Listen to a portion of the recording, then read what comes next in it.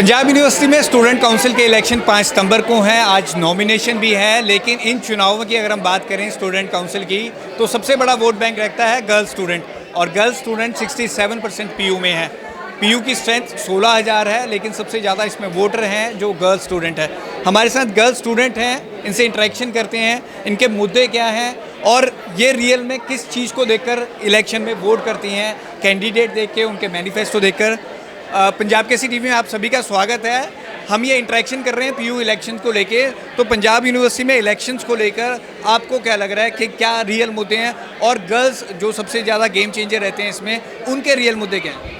देखो, basically main मुद्दा होता है कि सिक्योरिटी चाहिए होती है, जो कि हमारी सिक्योरिटी है बहुत अच्छा कर रही है, क्योंकि जो स्टूडेंट काउंसिल में खड़े होते हैं वो बहुत अपब्रिंगिंग करते हैं इस सब चीज़ को लेके। सिक्योरिटी इश्यूज़ होते हैं बहुत अच्छे हो रहे हैं कि इलेक्शंस के टाइम तो काफ़ी स्ट्रिक्टनेस हो जाती है, जो आउटसाइडर्स हैं उनको नहीं लेके आने देते, तो इससे बड़ी इम्प्रूवमेंट होती है, ग्रोथ होती है यूनिवर्सिटी की। हाँ जी। अच्छा, मैं यहाँ पर कैंडिडेट से बात कर रहा था, तो ईव टीजिंग और सेक्सुअल हरासमेंट का जो इशू है बहुत रियल इशू है, बहुत ज़्यादा होने लगा है, जैसे बोल रहे थे यहाँ पर।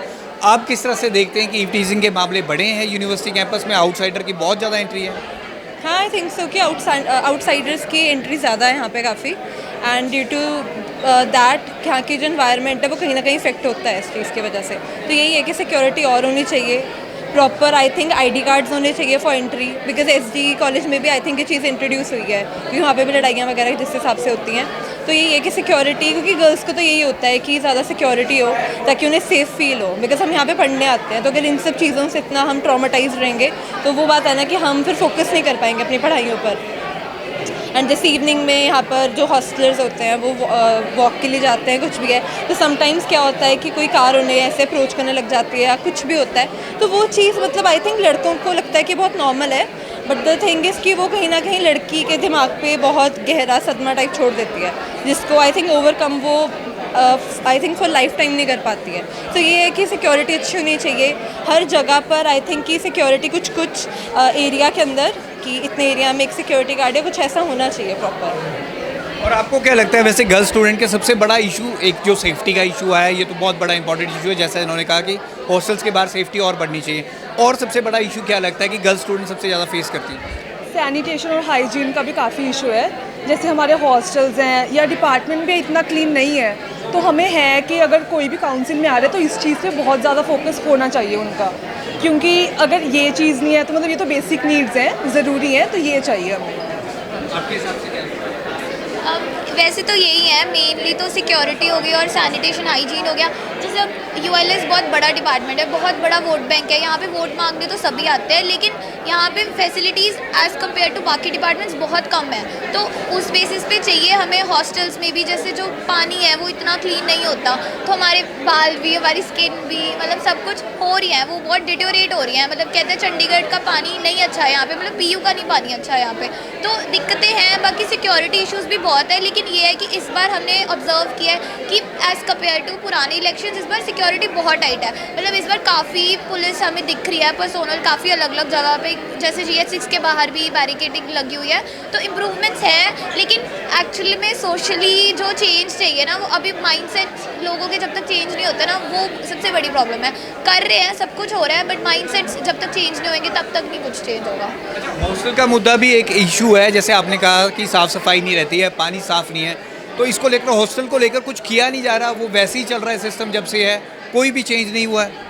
नहीं, हो रही हैं, इम्प्रूवमेंट्स होती हैं हॉस्टल में भी, ऐसे हम बताते हैं जो हमारे पास आते हैं, प्रॉब्लम्स होती हैं शेयर, लेकिन वही इम्प्लीमेंटेशन इस लेवल की नहीं है। मतलब नेग्लिजेंस है, रिस्पॉन्सिबिलिटी स्टार्टिंग में सब ले लेते हैं, लेकिन वो लॉन्ग टर्म कोई बहुत कम है कि जो लॉन्ग टर्म अचीव करते हैं वो चीज़। तो हमें है दिक्कतें सैनिटेशन और हाइजीन को लेके। तो पानी, मतलब उसमें क्लोरीन डालते हैं इतना ज़्यादा, वो प्रॉपरली उसको चेंज नहीं करते पानी को, वो सबसे बड़ी प्रॉब्लम है। तो वो तो है प्रॉब्लम, अभी चल रही है वो।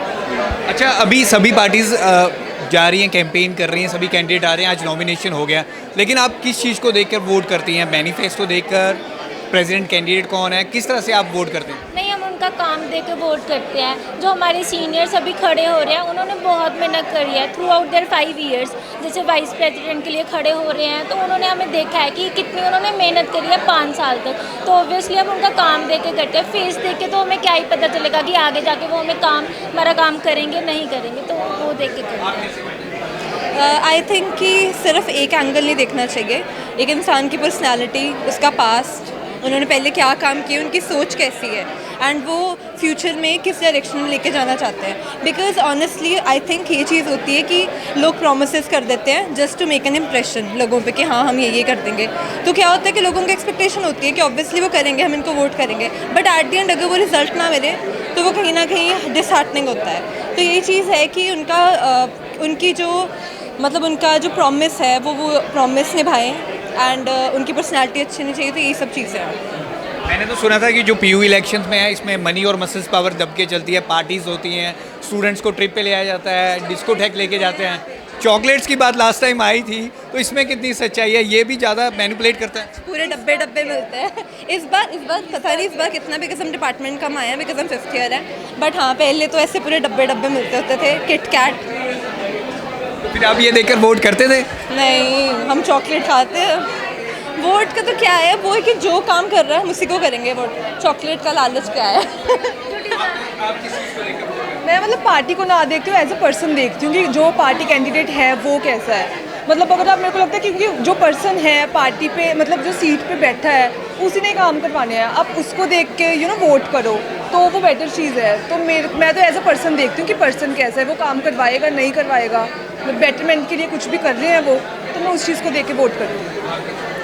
मुझे ऐसे लगता है जैसे मेरे को 5 इयर्स हो गया यहाँ पे कॉलेज में, तो मैं 5 साल से देख रही हूँ कि कौन इंसान कहाँ से कब से क्या किस कंसिस्टेंसी से कौन काम कर रहा है। तो मेरा तो वही है कि उस बेसिस पे आज जो कर रहा है मैं वो नहीं देख रही, कंसिस्टेंटली जो इतने टाइम से कर रहा है। मतलब ऑल्दो वो अभी तक इलेक्शंस में जो नहीं आया, लेकिन उन्होंने ट्राई कर रहे हैं। वो पहले दिन से हम बोलते हैं कि यार ये तो फेवर, क्योंकि इनको वोट चाहिए इसलिए काम कर रहे हैं, बट एग्जैक्टली वो काम कर रहे हैं तभी हम उनको वोट देंगे। तो हम चाहते हैं कि वो तो काम करें, और मैंने देखे हैं ऐसे कैंडिडेट्स जो कर रहे हैं, मतलब कंसिस्टेंटली काम कर रहे हैं।